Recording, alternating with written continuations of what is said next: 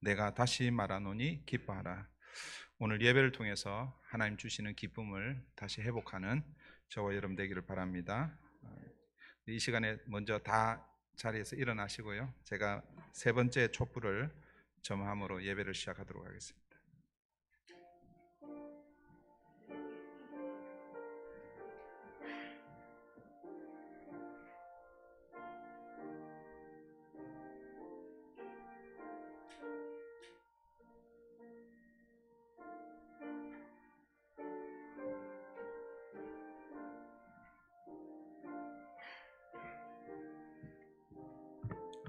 이제 우리의 몸과 마음과 뜻을 다하여 살아가신 하나님 앞에 예배로 나아가겠습니다.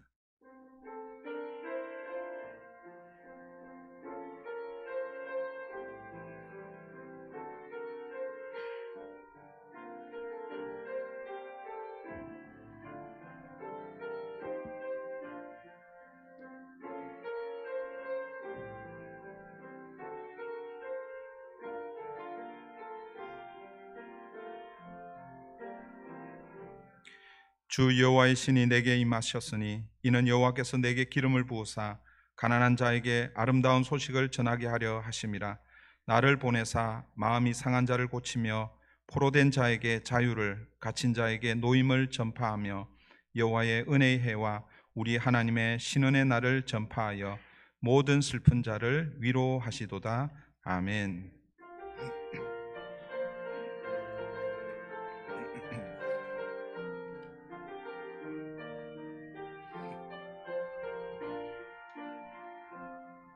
내가 누려왔던 모든 것들이, 내가 지나왔던 모든 시간이,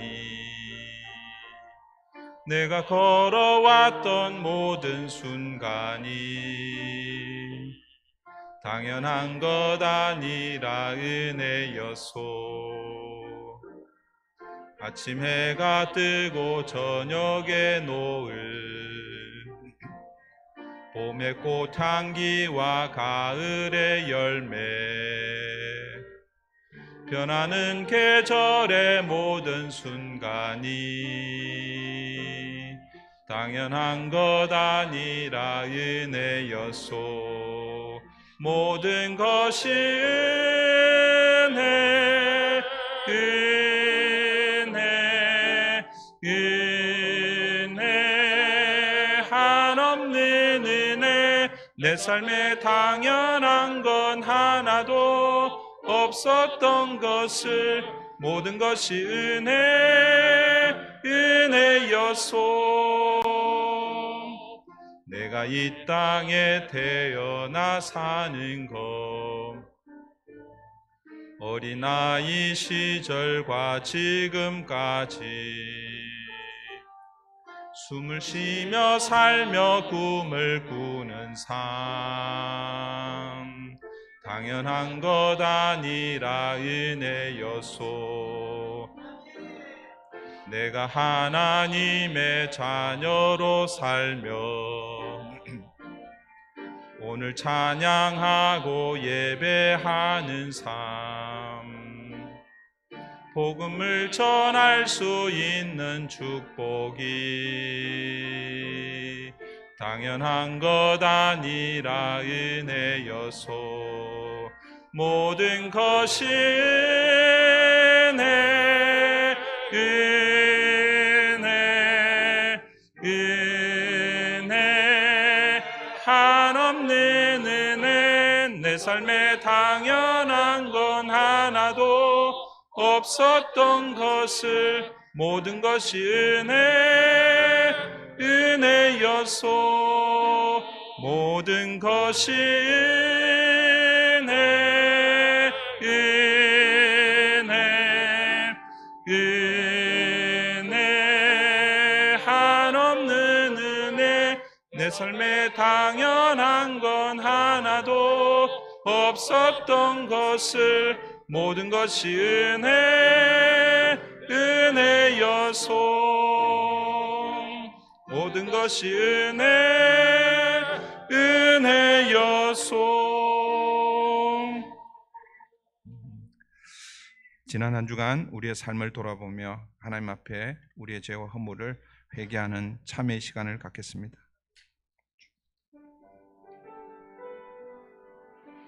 아버지 하나님,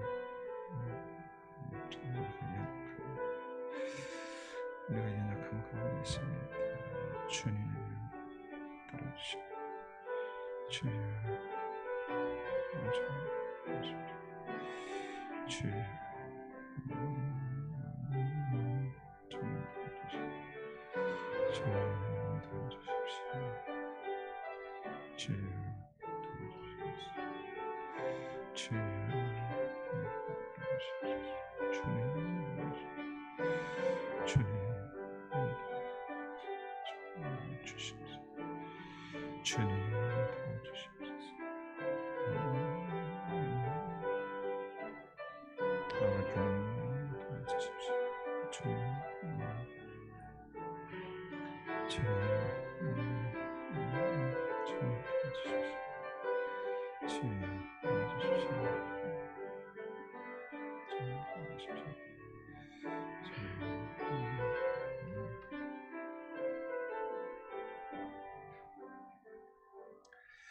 하나님 앞에 정직하게 자신의 죄를 고백하는 자들에게 주시는 하나님의 용서의 말씀입니다.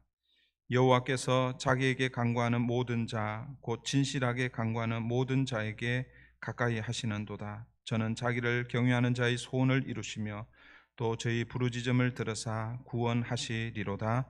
아멘. 전능하사 천지를 만드신 하나님 아버지를 내가 믿사오며 그 외아들 우리 주 예수 그리스도를 믿사오니 이는 성령으로 잉태하사 동정녀 마리아에게 나시고 본디오 빌라도에게 고난을 받으사 십자가에 못 박혀 죽으시고 장사한 지 사흘 만에 죽은 자 가운데서 다시 살아나시며 하늘에 오르사 전능하신 하나님 우편에 앉아 계시다가 저리로서 산자와 죽은 자를 심판하러 오시리라. 성령을 믿사오며 거룩한 공회와 성도가 서로 교통하는 것과 죄를 사하여 주시는 것과 몸이 다시 사는 것과 영원히 사는 것을 믿사옵나이다. 아멘. 자리에 앉으셔서 함께 찬양드립니다.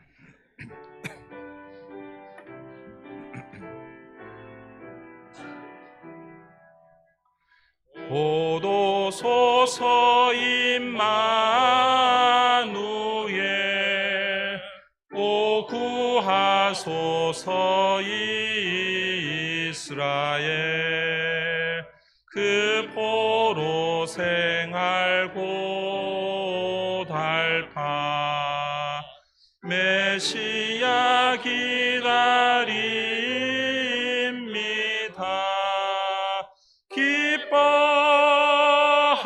기뻐하라 이스라엘 곧 오시리오 임마누엘 곧 오소서 지혜의 주 온 만물 질서 주시고 참 진리의 길 보이사 갈 길을 인도하소서.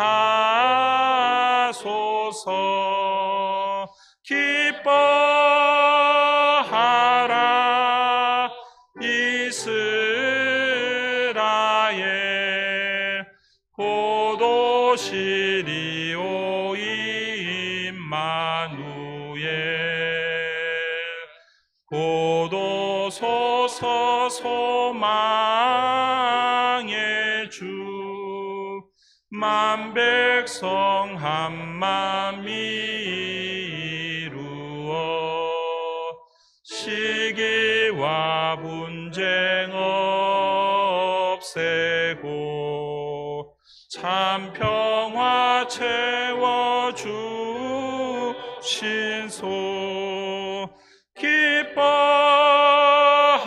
기뻐하라 이스라엘 곧 오시리오 임마누엘. 아멘.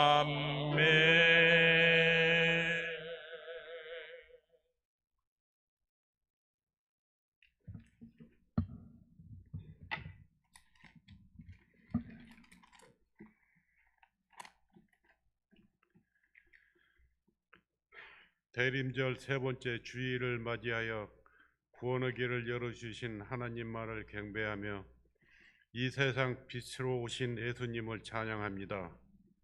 저희의 삶을 인도하시고 지켜주신 하나님, 이 시간 저희를 세상과 죄의 자리에서 불러내 주셔서 거룩한 주님의 전에 나와 찬양과 기도드리며 말씀 앞에 서게 하시니 감사드립니다. 이 시간 주님 오신가 다시 오실 때를 기다리는 마음으로 소망과 평화와 기쁨, 사랑의 촛불을 밝혀오니 저희가 드리는 예배를 기뻐 받아 주시옵시며 하나님께서는 영광이 되고 저희 모두에게는 은혜가 되게 하여 주시옵소서. 세상에서 엿새를 사는 동안에 모든 육체에 먹을 것과 일터를 주신 하나님께 감사드립니다. 주님의 은혜로 모자람을 모르고 지냈습니다. 우리가 걸어가야 할 길을 아마사가 아니라 아모스 길이 되도록 하나님의 말씀을 몰라서 못 지켰다는 핑계를 대지 말고 항상 말씀과 묵상으로 우리의 삶의 기준이 하나님의 말씀이 되게 하여 주시고 선한 길로 이끌어 주시옵소서. 지난님 목사님 설교 말씀을 통해 우리가 살아온 여정의 길이 내가 잘나서도 아니고 애써서도 아니고 누군가의 수고와 헌신 버려줌으로 인해서 이 자리에 서 있을 수 있다는 것을 고백합니다. 야곱이 20년 전 바단 하란에서 보니엘 속곳을 거쳐서 세겜에서 10년 동안 세상에 취해 안주했던 것처럼 우리의 발걸음도 세상의 풍요로움에 적응되어 여전히 세겜에 머물러 있음을 또한 고백합니다. 오늘도 말씀을 통해서 새 힘을 얻기를 원합니다. 단위에 세우신 우리 목사님 성령으로 붙들어 주셔서 살아계신 하나님 말씀을 대변하실 때 회개와 기쁨의 산 예배가 되게 하여 주시옵소서. 정성으로 준비한 임마누엘 성가대 찬양을 기뻐 받아 주시옵고 찬양을 통해서 주님만 홀로 영광 받아 주시옵소서. 중보기도로 교회 문을 여시는 권사님들의 건강을 지켜 주시옵고 교회에 오시는 발걸음마다 아무 장애물 없이 편히 오실 수 있도록 은혜 내려 주시옵소서. 사랑의 하나님, 이제 저희들도 어느 곳에 있든지 마음과 성품 그리고 힘을 다하여 주님께 이끌리게 하여 주시옵소서. 이 모든 것을 감사드리며 예수님의 이름으로 기도드리옵니다. 아멘.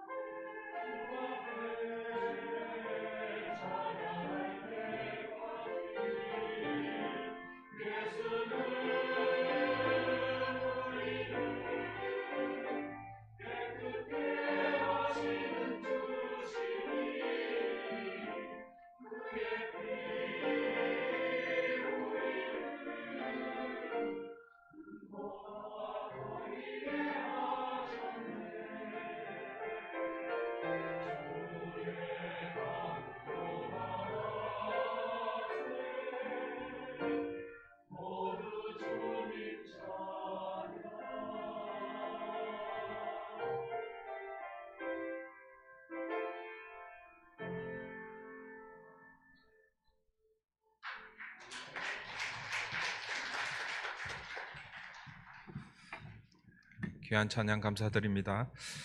오늘 우리에게 주시는 하나님 말씀은 로마서 말씀을 오늘 함께 살펴보겠습니다. 로마서 5장 14장 로마서 14장 17절 말씀입니다.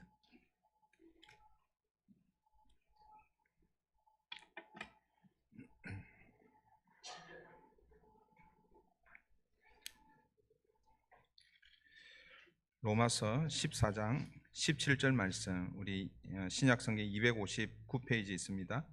우리 한 목소리로 봉독하도록 하겠습니다. 로마서 14장 17절 말씀 다 같이 봉독합니다. 시작. 하나님의 나라는 먹는 것과 마시는 것이 아니요 오직 성령 안에 있는 의와 평강과 희락이라. 한 번 더 하겠습니다. 다 같이 합니다. 시작. 하나님의 나라는 먹는 것과 마시는 것이 아니요 오직 성령 안에 있는 의와 평강과 희락이라. 아멘. 오늘은 기쁨, 우리가 흔들어야 할 깃발이라는 제목으로 하나님의 말씀을 함께 나누겠습니다. 우리는 지금 대림절 주간을 보내고 있습니다. 오늘이 세 번째 주간입니다. 잘 아시는 대로 이 대림절 절기는 초림에 오신 예수님을 기념하고, 그리고 앞으로 재림으로 오실 예수님을 기다리는 절기가 대림절 절기입니다. 이 절기에 우리는 보라색 초 3개와 1개의 핑크색 초, 그리고 가운데 흰색 초, 5개의 초를 함께 점함으로 이 대림절 절기를 보내고 있습니다.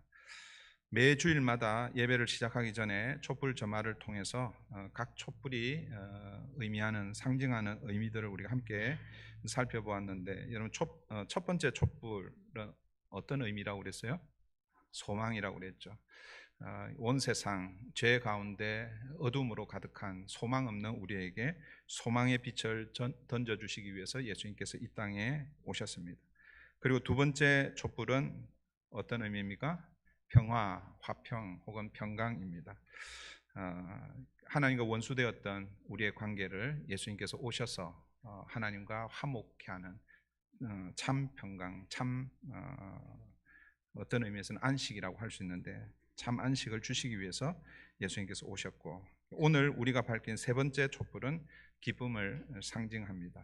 이 기쁨은 평강은 하나님과 회복된 우리의 내적 상태라고 하면 그 평강이 흘러넘쳐 외적으로 드러나는 것을 기쁨이라고 그렇게 볼 수 있습니다. 그리고 다음 주에 밝힐 네 번째 촛불은 사랑을 상징합니다. 이 모든 것들이 결국은 하나님의 사랑의 기초에서 예수 그리스도를 소망의 빛으로, 평화의 빛으로, 그리고 기쁨의 빛으로 보내시는 그 모든 근거가 하나님의 사랑이라는 것이죠. 그리고 이제 가운데 있는 이 흰색 초는 그리스도를 상징합니다. 이 모든 것들이 가능케 되는 것은 바로 그리스도라는 것이죠. 그래서 가운데 있는 촛불을 Candle of Christ 혹은 Christ Candle이라고 이렇게 부릅니다. 올해는 우리 작년에도 그랬던 것 같은데 12월 25일 새벽에 가운데 있는 흰색 초, 그리스도를 상징하는 Christ Candle에 불을 밝히고 새벽 예배를 함께 하려고 합니다. 그렇게 하는 이유는 뭐라고요? 참 소망, 참 평화, 참 기쁨, 참 사랑이 예수 그리스도를 통해서 온다라는 것을 상징적으로 보여주는 그런 것입니다. 그래서 이번 우리 12월 25일이 수요일이더라고요. 수요일 날 아침에 새벽에 우리 함께 5번째 촛불을 밝힘으로 그렇게 함께 하면 좋겠습니다. 오늘은 대림절 세 번째 주일을 보내면서 제가 창세기 강해를 잠깐 내려놓고 세 번째 촛불의 의미, 기쁨에 대해서 하나님의 말씀을 함께 나누겠습니다. 사랑하는 성도 여러분, 이 땅에 예수님이 왜 오셨을까요? 아니, 예수님께서 이 땅에 오심이 왜 우리에게 기쁨이 될까요? 예수님의 오심이 기쁨이 되기 위해서는 예수님이 오시기 전 우리의 상태를 먼저 알아야 합니다. 예수님이 오시기 전에 우리의 상태는 어떠한가? 여러 성경에서 말씀하고 있지만 요한복음 8장 24절에서 예수님께서 이렇게 말씀하십니다. 요한복음 8장 24절입니다. 그러므로 내가 너희에게 말하기를 너희가 너희 죄 가운데서 죽으리라 하였노라. 너희가 만일 내가 그인 줄 믿지 아니하면 너희 죄 가운데서 죽으리라. 예수님의 말씀을 통해서 우리가 확인할 수 있는 것은 우리는 우리의 죄 때문에 죽는다라는 것입니다. 이것이 우리 인간에게 있어서 가장 나쁜 소식입니다. 여러분, 이 땅에 여러분들 앞에 그 어떤 나쁜 소식도 여러분의 죽음, 나는 이것 때문에 죽겠구나 하는 그것보다도 더 나쁜 소식은 없을 것입니다. 우리 인간에게 있어서 가장 두렵고 나쁜 소식은 우리의 죽음일 것입니다. 여러분, 우리 인간에게 있어서 우리가 아무리 잘났거나 많이 배웠거나 또 부유하거나 큰 힘을 가지고 있어도 예수가 이 땅에 오시지 않았다면 우리는 우리 죄 때문에 다 죽게 될 그런 운명이었다라는 것입니다. 그런데 여러분, 2000년 전 유대 땅 베들레헴에 예수님께서 이 땅에 오셨습니다. 예수님의 오심을 마태복음 1장 21절은 이렇게 소개합니다. 아들을 낳으리니 이름을 예수라 하라. 이는 그가 자기 백성을 그들의 죄에서 구원할 자이심이라 하니라. 그가 자기 백성을 그들의 죄에서 구원할 자, 예수님의 이름을 그렇게 소개하고 있습니다. 저와 여러분은 우리의 죄 때문에 다 죽게 될 운명인데, 그런데 예수님께서 우리를 우리의 죄에서 구원하시기 위해 이 땅에 오셨다라는 것입니다. 여러분, 이것이 우리 인간에게 있어서 가장 큰 기쁨의 소식입니다. 그래서 예수님이 태어나셨을 때에 천사들이 제일 먼저 들에서 양을 치던 목자들에게 예수님의 탄생 소식을 알립니다. 누가복음 2장 10절 11절에 천사가 이르되 무서워하지 말라. 보라, 내가 온 백성에게 미칠 큰 기쁨의 좋은 소식을 너희에게 전하노라. 오늘 다윗의 동네에 너희를 위하여 구주가 나셨으니 곧 그리스도 주시니라. 예수님이 우리를 구원하기 위해서 어린 아기로 이 땅에 오셨다라는 것입니다. 여러분, 이것이 우리에게 가장 큰 기쁜 소식이라는 것입니다. 그런데 사랑하는 성도 여러분, 주님께서 이 땅에 오심이 우리 인류에게 가장 큰 기쁨인데, 여러분, 이 기쁜 소식을 여러분들이 잘 간직하며 살고 있습니까? 아니면 인생 먹고 사는 문제, 또 내가 해결할 수 없는 여러 가지 크고 작은 문제 앞에서 하나님이 주시는 참 기쁨을 잊어버리고 살고 있지는 않습니까? 대림절 절기를 보내면서 우리에게 가장 큰 기쁨의 좋은 소식을 주시기 위해서 이 땅에 오신 예수님을 다시 한번 생각하고 또 이 예배를 통해서 주님이 우리에게 주시는 그 기쁨을 또 회복하고 또 여러분의 삶의 자리에서 누리며 사는 저와 여러분 되기를 바랍니다.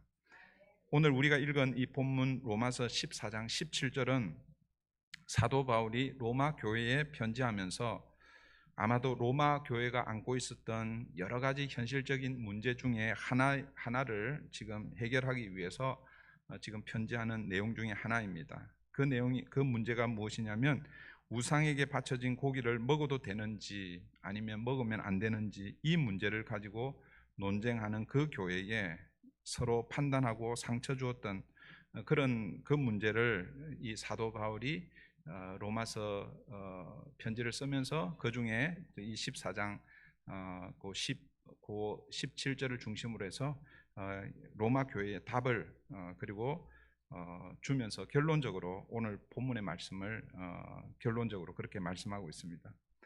먼저 여러분 로마서 14장 15절 16절 말씀을 한번 보십시오. 14장 15절 16절 말씀입니다. 만일 음식으로 말미암아 내 형제가 근심하게 되면 이는 내가 사랑으로 행하지 아니함이라. 그리스도께서 대신하여 죽으신 형제를 내 음식으로 망하게 하지 말라. 그러므로 너희의 선한 것이 비방을 받지 않게 하라. 그러니까 요약하면 이거죠. 음식 문제로 형제 자매의 마음을 상하게 하는 그런 경우가 있었다라는 것입니다. 물론 이제 여기서 이 문제는 우상에게 바쳐진 이 제물을 먹어도 되냐 먹어도 되지 않느냐, 이 문제입니다. 이 당시에는 거의 시장에 나오는 고기들이 거의 대부분 90% 거의 한 100%가 다 이방 제단에 바쳐진 고기들입니다.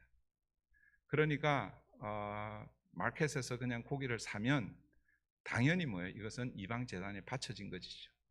그런데 그리스도인들 중에 그거는 우상에게 바쳐진 고기이기 때문에 먹으면 안 된다라고 하는 사람들이 있었고, 아니다, 상관없다, 그렇게 해서 먹는 사람이 있었습니다.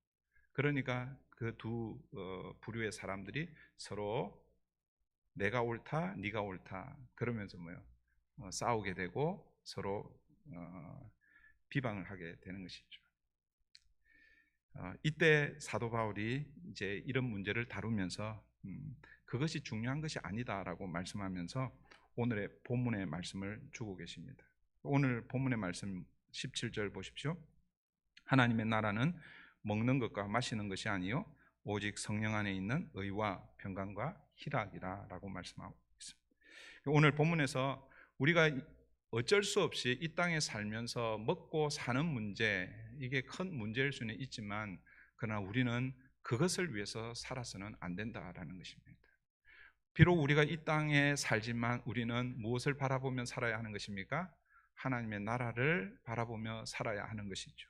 그리고 하나님 나라의 중요한 특징이 있는데 그 특징을 세 가지로 요약해서 말씀해 주고 있습니다. 저는 이 세 가지 하나님 나라 이 세 가지 이 특징이 하나님 나라와 어떤 관계가 있는지 좀 살펴보고 우리가 이 땅에서 의와 평강, 희락이 넘치는 그런 은혜가 우리 가운데 있기를 바랍니다. 첫 번째는 하나님 나라와 의의 관계입니다. 하나님 나라와 의는 어떤 관계에 있는가? 이렇게 한번 질문을 제가 한번 해볼게요. 제가 이 질문은 여러 번 제가 여러분들에게 던졌던 질문입니다. 다시 한번 더 던져볼게요. 여러분들이 잘 정답을 기억하는지 제가 한번 확인해 보겠습니다. 자, 질문입니다. 하나님의 나라는 누가 들어갈 수 있는가? 1번 죄인, 2번 의인. 네, 많이 학습이 돼서 이제 좀 정답을 얘기하는 것 같습니다. 헷갈립니다, 그죠? 하나님 나라는 누가 들어갈 수 있는가? 죄인이 들어갈 수 있는가? 의인이 들어갈 수 있는가? 헷갈릴 수 있지만 그러나 신학적으로 정답은 의인이 들어간다고 그랬죠, 그죠? 왜 그렇습니까? 하나님의 나라는 완전한 의의 나라입니다. 하나님의 나라는 완전한 의의 나라인데 죄인인 우리가 들어가면 그 하나님 나라는 뭐예요? 완전한 의가 깨어지는 거예요. 그래서 죄인은 하나님 나라에 들어갈 수 없습니다. 근데 우리는 우리가 하나님 나라에 들어간다라고 이렇게 얘기하잖아요, 그죠? 그래서 어떻게 하나님 나라에 들어가는 것입니까? 죄인인 우리가 예수 그리스도의 의를 덧입어서 정가, 이걸 신학적 용어로 예수의 의를 정가받아 의롭게 되어서 그 다음에 들어가게 되는 것입니다. 이해하시겠죠? 여러분, 우리 인간의 가장 큰 문제가 제가 서두에도 말씀드렸지만 죄의 문제이죠. 그래서 로마서 3장 10절은 의인은 없나니 하나도 없으며 라고 그렇게 말씀하고 있고, 여러분 이사야 선지자도 우리 인간의 의에 대해서 이사야 64장 6절에서 이렇게 말씀합니다. 우리 인간이 가지고 있는 의가 있습니다. 그런데 이사야 선지자가 우리 인간이 가지고 있는 이 의를 어떻게 표현하는가? 이사야 64장 6절인데요. 무릇 우리는 다 부정한 자 같아서 우리의 의는 다 더러운 옷 같으며 우리는 다 잎사귀같이 시들므로 우리의 죄악이 바람같이 우리를 몰아가나이다. 여러분 이사야 선지자는요, 우리 모두가 다 부정한 자 같고 설령 우리에게 의가 있다 하더라도 그 의는 더러운 옷과 같다라고 이렇게 비유적으로 말씀하고 있습니다. 그러니까 우리 인간이 아무리 의롭다고 해도 그것은 다 뭐예요? 부정한 것이고 더러운 옷에 불과하다라는 것입니다. 이 말은 우리는 우리 스스로 우리의 힘으로 의인이 될 수 없음을 말씀해 주고 있습니다. 여러분 이 문제를 해결하기 위해서 누가 오셨습니까? 예수님께서 오신 것이죠. 그래서 예수님께서 우리를 대신하여 죽으시고 그분의 의를 우리에게 덧입혀 주셨다라는 것입니다. 그래서 로마서 13장 14절은 이렇게 말씀합니다. 오직 주 예수 그리스도로 옷 입고. 사랑하는 성도 여러분, 의는 하나님의 나라에 들어가기 위한 조건이라고 할 수 있습니다. 그래서 우리는 하나님 나라에 들어가기 위해서는 그리스도의 의의 옷을 입어야 합니다. 그리스도의 의의 옷을 입는다는 것을 다르게 표현하면 예수 그리스도를 구주와 주님으로 고백하고 예수님을 영접한다라는 그런 의미입니다. 예수님을 영접할 때 그때 예수 그리스도의 의가 우리에게 전가되는 거예요.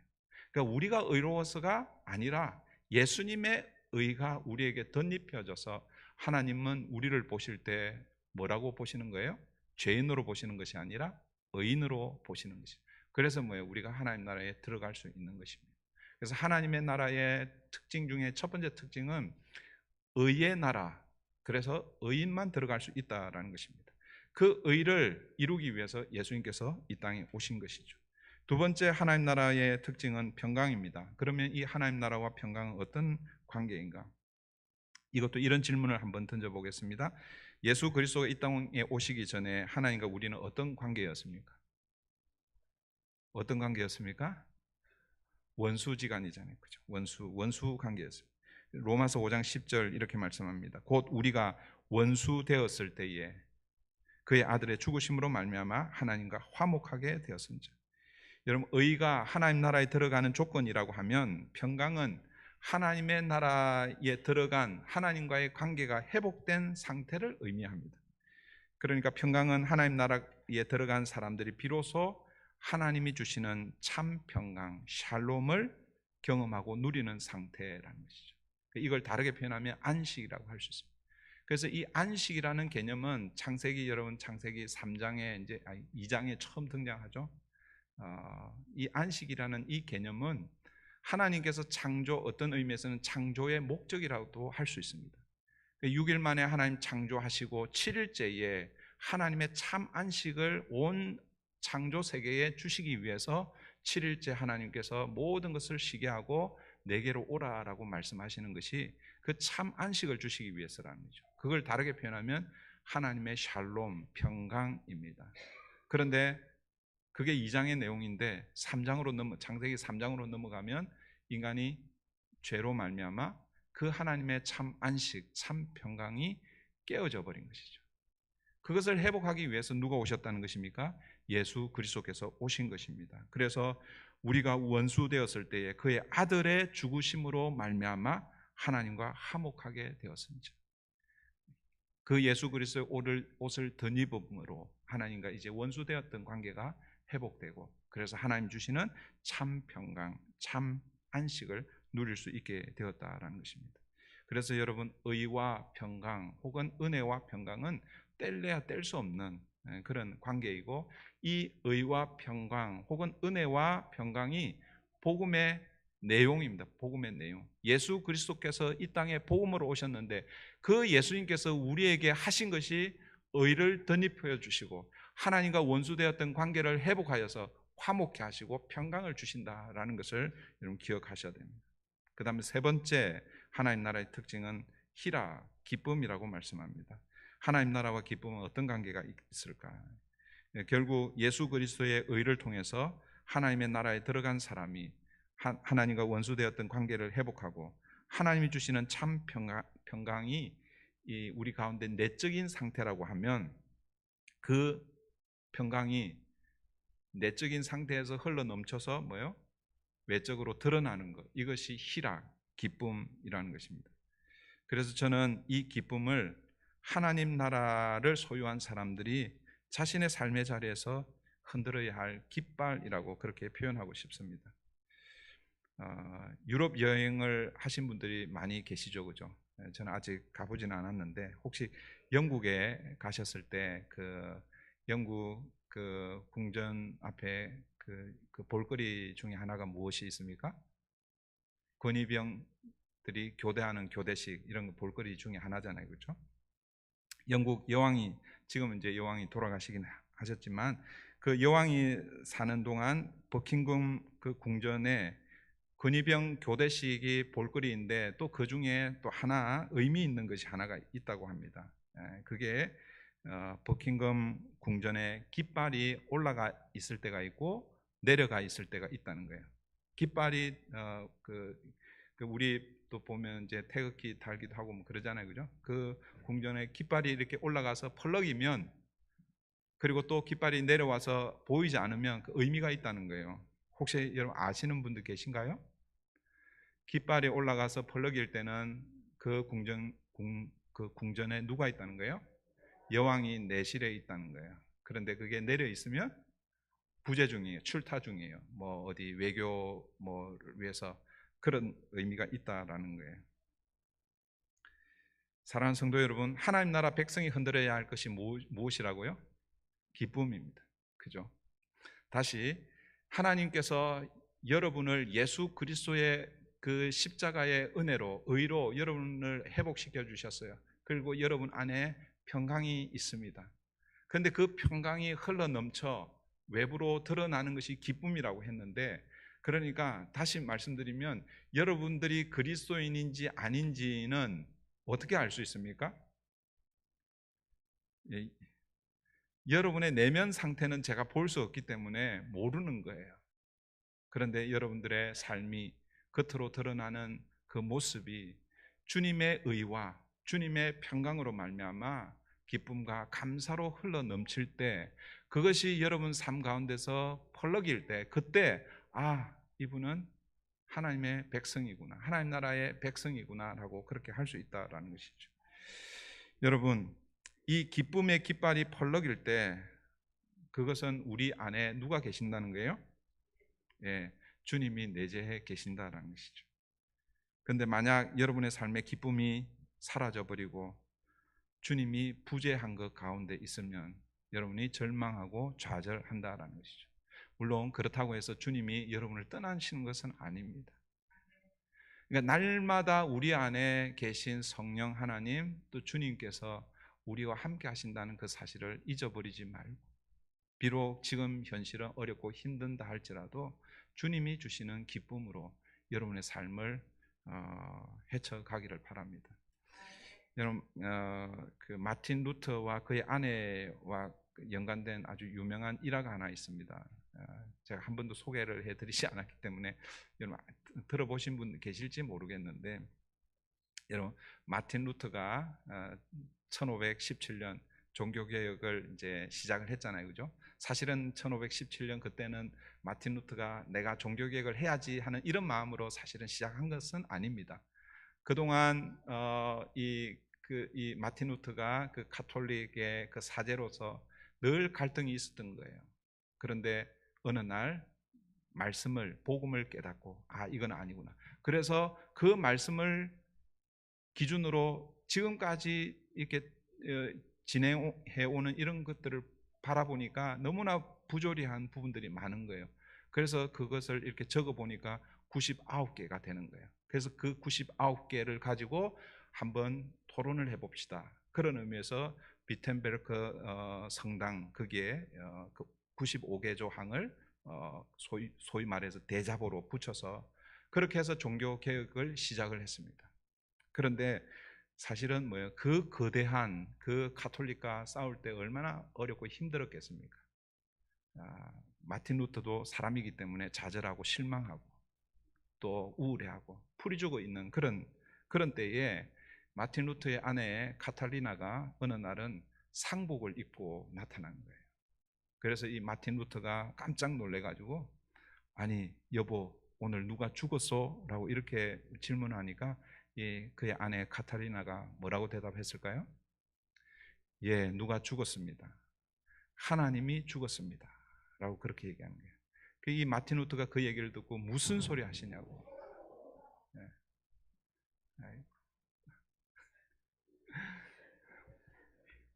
사야 괜찮아? 네. 네. 아이고. 네. 괜찮을 거야. 네. 그 마틴 루터가 무슨 소리 하냐고, 어떻게 하나님이 죽을 수 있냐고. 그럴 때에 이 카탈리나가 뭐라고 대답했겠습니까? 당신의 모습을 보니 하나님이 죽은 것 같다라고 이렇게 얘기했던 거예요. 종교 개혁이라는 그 거대한 그 물결을 가지고 이렇게 종교 개혁을 일으켜 가고 있는데 도저히 벽과 같이 이 로마 가톨릭과 상대하는 것이 너무 힘들어서 좌절하고 실망하고 있을 때 마치 기쁨이 사라지고 소망이 없고 이런 그를 향해서 그의 아내가 상복을 입고 그 사건 이후에 이 마틴 루터는 한 번도 뭐 그 어려움이 사라진 거 아니잖아요, 그죠? 그럼에도 불구하고 한 번도 좌절하거나 실망하지 않고 종교 개혁을 계속해서 이루어 갔다라고 그렇게 그 일화가 전해져 오고 있습니다. 사랑하는 성도 여러분, 예수님이 우리 안에 계시고 성령님이 우리와 함께해도 여러분 우리가 좌절하기도 하고 그죠? 힘을 잃어버리기도 합니다. 그럴 때에 우리가 다시 들고 흔들어야 할 것이 무엇입니까? 주님의 의와 평강으로 나타나는 희락, 기쁨을 여러분 회복해야 할 것입니다. 여러분 이 기쁨은 그러면 어디에서 오는 것일까요? 여러분 이 기쁨은 상황이나 외부 조건 뭐 이런 것들로부터 오는 것이 아니죠. 그래서 하박 선지자가 이렇게 노래합니다. 여러분 너무나 잘 아는 말씀이죠. 하박 3장 17절 18절에 비록 무화과 나무가 무성하지 못하며 포도나무에 열매가 없으며 감람나무에 소출이 없으며 밭에 먹을 것이 없으며 우리의 양이 없으며 외양간에 소가 없을지라도 나는 여호와로 말미암아 즐거워하며 나의 구원의 하나님으로 말미암아 기뻐하리로다. 여러분 하박국 선지자에게 있어서 외부 조건은요 사실은 아무것도 없습니다. nothing이라고 할 수 있습니다. 그런데 그는 무엇으로 기뻐하고 있습니까? 누구로 인하여 기뻐하고 있습니까? 여호와로 인하여, 하나님으로 인하여 기뻐하고 있습니다. 여러분 하나님으로 인하여 기뻐한다라는 게 도대체 무엇인가? 하나님으로 인하여 기뻐한다. 저는 한 두 가지 정도로 그렇게 설명을 드리겠습니다. 첫 번째, 하나님으로 인하여 기뻐한다는 것은 예배의 즐거움입니다. 예배의 기쁨입니다. 여러분 웨스트민스터 신앙고백서 소요리 문답 1문 여러분 너무나 잘 알죠? 1문 그 질문이 무엇입니까? 사람의 제일 되는 목적이 무엇입니까? 라는 질문입니다. 그 대답을 이렇게 정리하고 있죠. 사람의 제일 되는 목적은 하나님을 영화롭게 하고 그를 영원토록 즐거워하는 것입니다. 하나님을 기뻐하는 것입니다. 이것이 결국 무엇입니까? 하나님을 영원토록 하고 하나님을 영화롭게 하고 그를 영원토록 즐거워하는 것. 예배의 기쁨이라는 것입니다. 예배를 통해서 하나님을 높이고 하나님을 경외하고 그리고 하나님으로부터 오는 그 기쁨, 이것을 예배의 기쁨이라고 합니다. 우리는 예배를 통해서 하나님을 기뻐하고 즐거워할 수 있습니다. 여러분 예배를 통해서 하나님을 기뻐하고 즐거워한다는 것을 다르게 표현하면 예배를 통해서 하나님을 인격적으로 만난다라는 것입니다. 예배를 통해서 하나님 만난다라는 것은 추상적이잖아요, 그렇죠? 그러나 이것이 결국은 뭐예요? 우리 개신교에서는 예배에서 뭐예요? 모든 것이 제가 여러 번 말씀드린 예배의 순서들이 있는데 모든 것들이 다 뭐예요? 우리가 하나님께서 베풀어 주신 그 은혜에 감사해서 올려드리는 거예요. 오늘 여러분들이 시간을 내어서 하나님께 올려드리는 거예요. 이 시간은 여러분들이 마음을 내지 않으면 낼 수가 없는 것이죠. 마음을 올려드리는 거예요. 여러분의 입술을 열어서 기도하고 찬송으로 하나님께 올려드리는 거예요. 그리고 또 여러분들의 지갑을 열어서 물질로 하나님께 올려드리는 거예요. 그 예배에는요 모든 요소들이 거의 대부분 다 뭐예요? 올려드리는 거예요. 그런데 유일하게 위로부터 내려오는 것이 있습니다. 그게 무엇일까요? 그게 하나님의 은혜인데 하나님의 은혜인데 그게 말씀이라는 거예요. 말씀. 여러분 하나님의 말씀은 제가 전하긴 하지만 그러나 우리는 어떻게 믿습니까? 하나님께서 저를 통해서 말씀하신다라고 믿는 거예요. 그래서 예배에서 하나님을 만난다, 하나님 인격적으로 만난다라고 할 때에 물론 기도를 통해서 만나고 또 찬양을 통해서 만나지만 결정적인 것은 하나님의 말씀을 통해서 만나는 거예요. 왜요? 말씀은 하나님이 자신을 계시해 주신 도구이기 때문에 그렇다라는 것입니다. 그래서 여러분 두 번째 하나님으로 인하여 기뻐한다라는 것은 첫 번째가 뭐예요? 예배를 통해서 기뻐한다 그랬죠. 그죠? 근데 그 예배에 구체적으로 그 예배 안에서 말씀을 통해서 하나님을 만나고 하나님을 기뻐한다라는 거예요. 여러분 시편 1편에 여러분 그 제목이 복 있는 사람입니다. 그죠? 복 있는 사람. 근데 새 번역이나 요즘 새로 번역되는 데는 행복한 사람이라고 이렇게 표현하고 있습니다. 이 복 있는 사람, 행복한 사람을 다르게 표현하면 기쁨이 충만한 사람이죠. 여러분 복 있는 사람, 행복한 사람은 어떤 사람인가? 2절에 보면 여호와의 말씀을, 여호와의 율법을 주야로 묵상하는 자. 하나님의 말씀을 묵상한다는 것은 결국 하나님의 말씀을 통해서 하나님을 만난다라는 것이죠. 시편 34편 8절에 제가 기회만 되면 인용하는 말씀이죠. 들어 보셨겠죠? 시편 34편 8절, 너희는 여호와의 선하심을 맛보아 알지어다. 너무 시적인 표현이잖아요. 하나님을 맛보아 알지어다. 근데 여러분, 우리가 하나님을 어떻게 맛보아 알 수 있는 거예요? 하나님의 음식입니까? 이 시편 기자는 어떤 의미로 그렇게 썼겠어요? 하나님이 자기가 어떤 분이신지를 계시해 주시는 말씀을 통해서 하나님의 선하심을 깨닫는 거예요. 알아가는 거예요. 그걸 통해서 뭐예요? 하나님을 알라라고 말씀하고 있다라는 것이죠. 여호와의 말씀은 금 곧 많은 정금보다 사모할 것이고 꿀과 송이 꿀보다 더 달다 말씀하고 있습니다. 사랑하는 성도 여러분, 하나님의 말씀으로 하나님을 만나시고 그 하나님을 만난 결과로 여러분의 삶에 기쁨이 넘쳐나기를 바랍니다. 여러분, 우리 교회가 다른 교회와 다른 점이 여러 가지가 있겠죠, 그죠? 예배 순서도 다를 수도 있고 성도들 자체가 또 다르기도 하고 목사도 다르고. 그런데 다른 점 하나를 딱 꼽으라고 그러면 우리 교회가 다른 교회와 다른 것은 예배 후에 대부분은 식사를 하는데 우리는 식사하지 않죠, 그죠? 식사를 하지 않고 뭘 하고 있습니까? 목장으로 모여서 하나님의 말씀, 그날 들었던 하나님의 말씀을 함께 나누는 일을 합니다. 그 시간에 한 주간 여러분들이 붙들고 살아야 할 말씀을 함께 나누고, 그리고 그 말씀이 주시는 기쁨으로 한 주간을 주님과 동행하며 기쁨의 깃발을 흔들라라는 그런 의미로 그렇게 하고 있습니다. 그런데 그게 또 어떤 분들에게는 부담이 되기도 하고 또 그럴 수 있습니다. 근데 지금 이제 우리가 지금 2년째 하고 있나요? 2년째 하고 있는 것 같은데 저는 이게 지금보다 더 잘 정착되었으면 좋겠어요. 우리가 이런 생각을 좀 버렸으면 좋겠어요. 예배가 도대체 무엇인가? 예배. 제가 한번 예배에 대해서 다시 한번 좀 강조할 기회가 있으면 그때 한번 말씀을 드릴 텐데, 간단하게 제가 말씀드리면, 여러분, 예배는 아까 우리 10시 30분에 시작해서 오늘은 설교가 좀 짧아가지고 좀 일찍 끝날 것 같은데 이런 얘기하면 늦게 끝납니다. 어쨌든 좀 길어도 1시간 30분 1시간 30분 하는 그것만 예배라고 생각하면 안 됩니다. 근데 우리는 늘 예배 그러면은 10시 30분에 시작해서 12시, 그러니까 11시 45분 그때 끝나면 그러면 예배가 끝났다라고 이렇게 생각하는데, 물론 형식에 갖추어진 예배는 끝이라고 할 수 있습니다. 그리고 공적인 예배는 거기서 끝이라고 할 수 있습니다. 그러나 여러분, 제 축도에 의해서 예배가 끝이 아니라 이제는 뭐예요?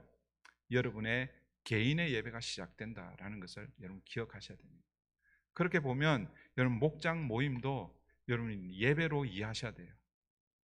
목장 모임도 예배로 이해하시고, 그리고 그 목장 예배의 연장으로 이렇게 보시고, 그래서 예배에서 받았던 그 말씀을 좀 나누시면 좋을 것 같아요.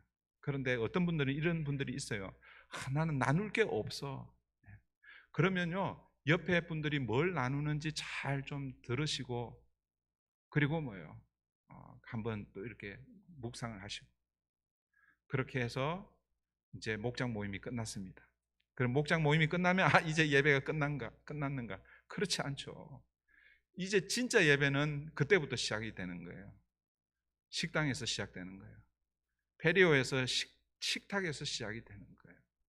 제일 문제가 어디서 생기는, 우리 교회는 어디서 생길까? 제가 이렇게 보니까 식탁에서 생기는 것 같아요. 제가 보니까 식사 준비하면서 생기고 밥 먹으면서 생기고, 얼마나 기쁨. 이게 식사 준비, 물론 어떤 분들은 이거 내가 여자로 태어나가지고 평생, 그런 분들이 제가 딱 한 사람 봤어요. 네. 저하고 같이 사는 사람.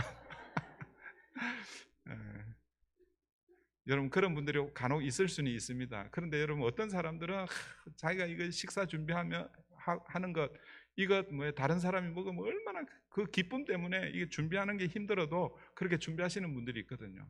그런데 그거 하면서 문제가 생기면 안 되잖아요. 식탁에 앉아서 그 맛있는 그 밥을 놓고 이런저런 얘기하다가 관계가 깨어지면 안 되잖아요.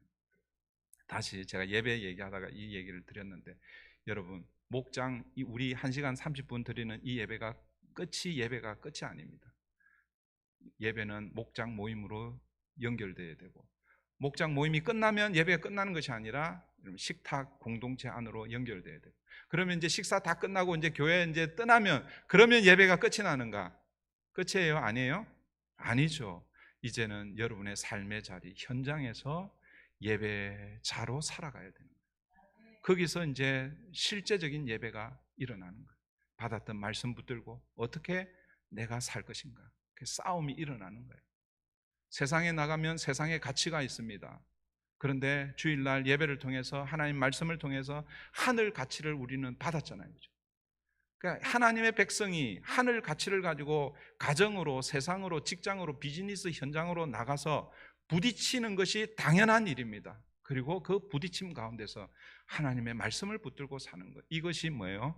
예배자로 사는 것입니다. 그래서 우리는 예배가 계속 일어나는 거예요. 그 구약 제사는 그 제사 그곳으로 끝이지만 그러나 신약의 제사는 계속해서 이어지는 거예요. 그래서 뭐예요? 신약 제사는 희생의 제사가 아니라 기쁨의 제사고 찬양의 제사고 입술의 제사입니다. 입술의 제사는 예배할 때만 기도하고 찬양하고 딱 담읍니까? 아니잖아요. 그죠? 예배 끝나고 나서 또 식사할 때도 제잘 그리고 가정에 가서 그 입술의 열매로 하나님 앞에 예배해야 한다라는 것입니다. 사랑하는 성도 여러분, 이제 말씀을 정리하겠습니다. 오늘 우리 대림절 세 번째 주일 기쁨의 촛불을 우리가 함께 켰습니다. 기쁨은 하나님 나라의 중요한 요소 중에 하나이고 그리스도인이 이 땅에 기쁨에 하나님 주시는 기쁨을 드러내야 합니다. 그래서 그것을 저는 우리가 흔들어야 할 깃발이라고 이렇게 표현했습니다. 이 기쁨이 어디에서 온다고요? 누구로부터 온다고요? 여호와로 인하여 옵니다. 여호와를 만나는 것을 통해서 오는데 그 만남의 자리가 공식적으로 예배의 자리입니다. 그래서 이 예배는요, 오늘 우리가 한 주간을 시작하는 이 예배는 하나님을 인격적으로 하나님 말씀으로 만나고 이제는 여러분 각자의 삶의 자리에서 그 받았던 그 말씀을 가지고 여러분의 삶에 기쁨의 깃발을 흔들며 열심히 또 한 주간을 살아내고 그럴 때 깃발이 부러질 수 있잖아요. 그죠? 들고 있었는데 힘이 들어가고 내려갈 수 있습니다. 그럴 때 다시 주일 함께 공동체로 모여서 그 깃발을 다시 세우는 이것이 예배입니다. 예배. 이런 예배가 계속해서 저와 여러분의 삶 가운데 일어나기를 바랍니다. 그래서 여러분의 삶의 자리에서 기쁨의 깃발이 계속해서 펄럭이도록 그게 뭐라고요? 주님이 내 안에 계십니다라는 표시입니다. 그런 은혜가 저와 여러분 가운데 있기를 바랍니다. 기도하겠습니다. 좋으신 하나님 감사합니다. 오늘도 한 주간을 새롭게 시작하는 첫날 첫 시간 구별하여 하나님 앞에 예배로 나아갑니다. 1시간 15분 30분 드리는 이 예배가 끝이 아니라 이 예배는 상징적인 의미로 우리 브리지교회 공동체 함께 예배드리고 이제 이 예배 이후에 목장으로 식탁 공동체로 각자의 가정에서 비즈니스 현장에서 하나님의 나라의 백성으로서 의와 평강으로 흘러넘치는 그 희락 기쁨을 흔들며 세상에서 하나님의 백성으로 살아가는 그 모든 행위가 예배인 줄 믿습니다. 우리 모든 성도님들 한 분 한 분이 예배자로 살아갈 수 있도록 우리 하나님 인도해 주시고 그 삶의 힘겨운 자리에서 주님이 주시는 기쁨을 잃지 않고 그 기쁨의 깃발을 펄럭이며 한 주간도 힘차게 사는 우리 모든 성도님들 되게 도와주시옵소서. 감사하며 예수님의 이름으로 기도하옵나이다. 아멘. 찬송가 91장 우리 찬송 부르면서 드려진 예물 하나님 앞에 올려드리겠습니다.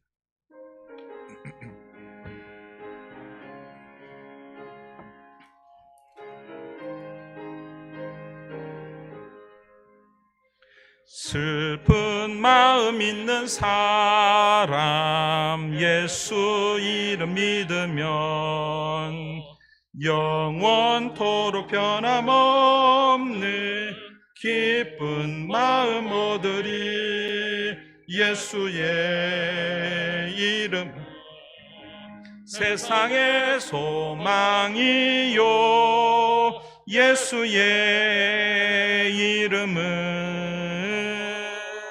천국의 기쁨일세. 거룩하신 주의 이름 너의 방패 삼으라. 환난 시험 당할 때에 주께 기도드려라. 예수의 이름은 세상의 소망이요 예수의 이름은 천국의 기쁨일세.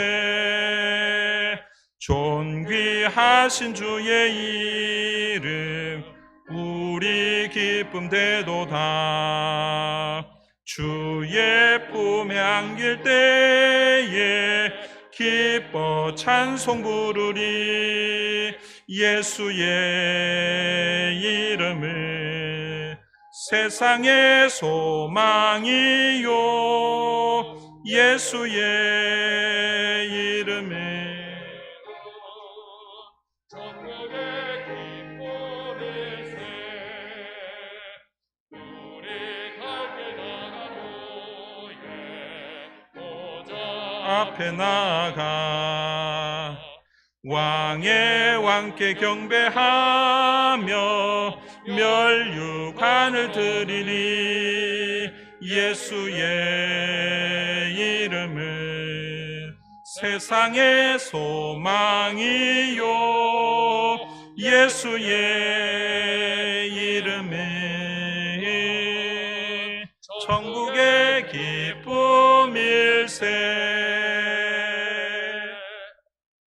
좋으신 하나님, 대림절 세 번째 주일을 보내면서 예수님이 이 땅에 오신 목적이 무엇인지 우리 함께 살펴보았습니다. 온 세상 어둠 가운데 있는 우리에게 소망의 빛을 던져주시기 위해서, 하나님과 원수되었던 우리를 화목케 하기 위해서, 그래서 그 하나님과의 화목된 그 평강이 흘러넘치는 기쁨을 우리에게 허락하기 위해서 이 땅에 오셨습니다.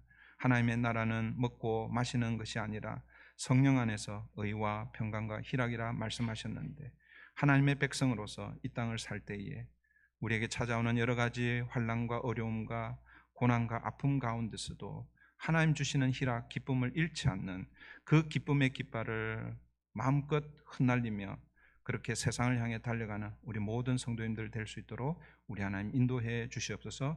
오늘도 한 주간을 시작하는 첫날 첫 시간 하나님 앞에 구별하여 예배합니다. 예배에 나올 때에 베풀어 주신 그 하나님의 은혜가 너무 커서 드릴 것, 우리 몸을, 우리의 모든 것을 다 드려야 하지만 그 부분의 일부분을 11조로 감사 헌금으로, 또 주중 헌금으로, 성도님들 사랑하는 마음으로 중식 헌금과 어린 영혼들을 위해 헌화 헌금으로, 또 여러 가지 기도의 제목을 가지고 하나님 앞에 올려드리는 목적 헌금들이 있습니다. 드려진 예물마다 우리 하나님 받으시고 하나님의 나라와 주님의 영광, 또 교회의 여러 사역을 위해서 잘 사용될 수 있도록 우리 하나님 함께하여 주시옵소서. 감사하며 예수님의 이름으로 기도하옵나이다. 아멘. 지난주 암송구절 우리 다 같이 하겠습니다. 시작. 너희 염려를 다 주께 맡기라. 이는 그가 너희를 돌보심이라. 베드로전서 5장 7절 말씀 다 같이 합니다. 시작. 너희 염려를 다 주께 맡기라. 이는 그가 너희를 돌보심이라. 베드로전서 5장 7절 말씀. 다음 이번 주 암송구절 다 같이 합니다. 시작. 자기 아들을 아끼지 아니하시고 우리 모든 사람을 위하여 내주신 이가 어찌 그 아들과 함께 모든 것을 우리에게 주시지 아니하겠느냐. 로마서 8장 32절 말씀. 한 주간도 말씀으로 또 주님과 동행하는 저와 여러분 되면 좋겠습니다. 오늘 우리 대림절 세 번째 주일 보내고 있고요. 네, 요한계시록 강의는 이번 주 수요일까지 하고 보니까 한 3주 정도 쉬어야 되겠더라고요. 그래서 3주 정도 쉬고 그다음에 내년에 이제 이어서 계속 하도록 하겠습니다. 지금 이제 요한계시록 한 반 정도 끝났습니다. 그래서 또 같이 그렇게 계속 하도록 하고요. 예산위원회가 원래 지난주까지 오늘 강고가 나갔었는데 다음 주일 예산위원회 모임이고요. 혹시 부서에서 필요한 예산이 있으면 우리 그 예산위원회에 신청해 주시면 감사하겠습니다. 다음 주일은 대림절 네 번째 주일이면서 성탄 주일로 그렇게 지키고 12월 25일 수요일 날 새벽 예배 때 우리 마지막 다섯 번째 촛불 점하는 그런 시간 갖도록 하겠습니다. 송구 영신 예배는 우리 마지막 12월 31일 하고 동부 시간에 맞춰서 그렇게 우리 계속 하는 거 여러분 기억하시고요. 신년 특세는 그 좀 일찍 광고가 나오긴 했지만 여러분 그 주일 지나고 그 1월 6일부터 그렇게 일주일 동안 그렇게 하도록 하겠습니다. 성경 일독하신 분들 그 표를 내어주시면은 또 여러분들 격려하는 그런 시간 또 갖도록 하고요. 또 내년 2025년 중식 헌화헌금 여러분 사인업 해주시면 여러분 중식 준비하고 또 우리 컴패션 아이들 또 후원하고 하는데 많이 도움이 될 겁니다. 우리 그 네팔 선교회를 위해서 또 계속해서 여러분 후원해 주시고 또 리사이클 이렇게 해주시면 감사하겠고요. 예배를 위해서 계속 중보기도 해주시면 좋겠습니다. 우리 다 같이 자리에서 일어나셔서 마지막 찬양 드리고 축도로 예배를 마치겠습니다.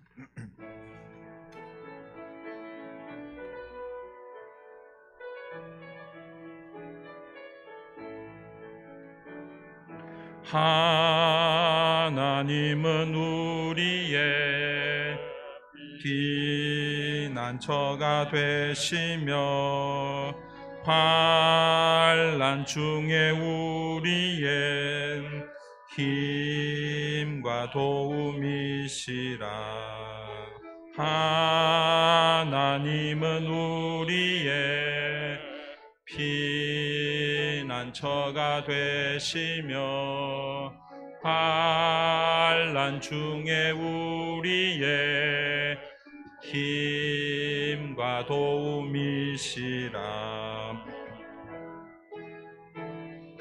너희는 가만히 있어 주가 나한테 말지어다. 열방 가운데 주가 높임을 받으리라. 사랑합니다 내 아버지, 찬양합니다 내 온 맘 다하여, 선포합니다 예수 그리스도. 주가 오심을 기다리며, 주님 오심을 기다리며.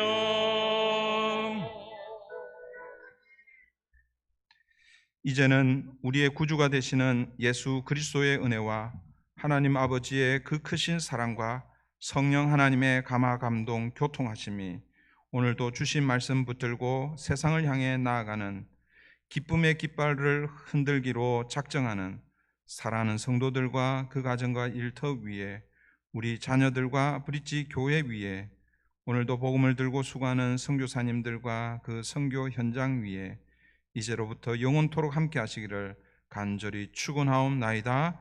아멘.